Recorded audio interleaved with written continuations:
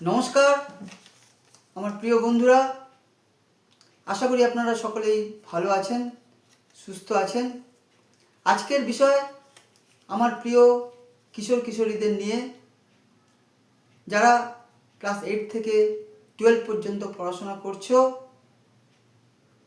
তাদের নিয়ে।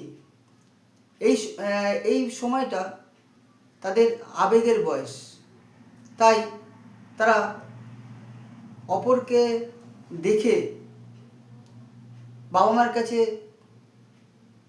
হয়তো একটা মোবাইল বা একটা বাইক জেদ করে বসে, কিন্তু অসহায় নিম্নবিত্ত পরিবারের বাবা মা কোথা থেকে দেবে তার সন্তানকে সেই কাঙ্ক্ষিত বস্তুটি? সেটা কি তোমরা দেখেছ?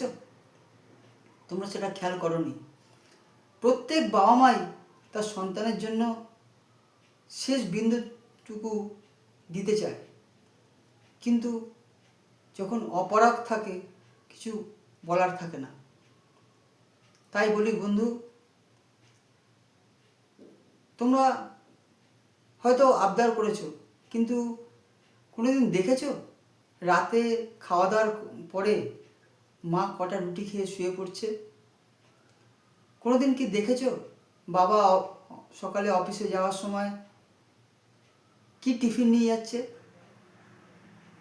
তোমরা কি দেখেছো যে তোমাদের খরচ চালাতে গিয়ে যে অফিসে যাওয়ার সময় জামার তলায় যে স্যান্ডো গেঞ্জিটা পড়ছে কটা ছিদ্র আছে? তোমাদের সেটা হয়তো দেখার সুযোগ হয়নি, বা দেখার বয়সও হয়নি, বা দেখতে চাওনি। তোমরা কি কোনোদিন খেয়াল করেছো যে তোমাদের টিউশনের পয়সা দেওয়ার পরে বাবার যে জুতোটা ছিঁড়ে গেছে, সেই জুতোটা সেলাই করার মতো পয়সা থাকে না, সেই ছেঁড়া জুতোটা নিয়ে পরেই অফিসে চলে গেছে? তাই বলি বন্ধু, আমাদের জীবনটা কিন্তু সরু তারের উপরে চলে। একটু ডিসব্যালেন্স হলেই আমাদের জীবন সংশয়। তাই তোমাদের একটা টার্গেট করে চলতে হবে যে আমাকে পড়াশোনা করে আমাকে জীবনে প্রতিষ্ঠা লাভ করতে গেলে আমাকে লড়াই করতে হবে।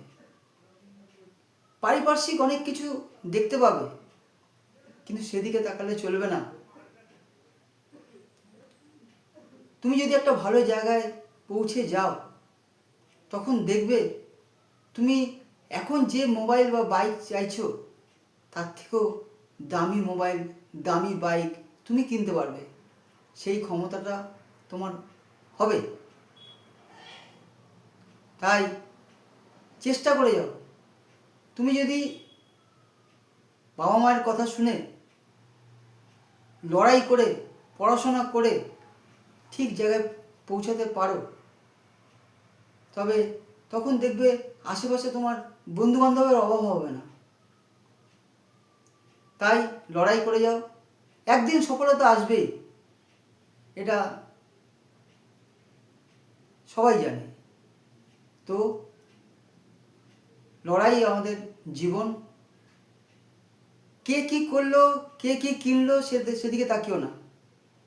তোমার টার্গেট ঠিক জায়গায় রাখো, সফলতা আসবেই। যদি এই ভিডিওতে কারো উপকার হয় বা ভিডিওটি ভালো লাগে, তোমরা শেয়ার করে দিও আর সাবস্ক্রাইব করে দিও। আবার নতুন ভিডিও নিয়ে আমি আসবো। নমস্কার, আজকের মতো শেষ করলাম।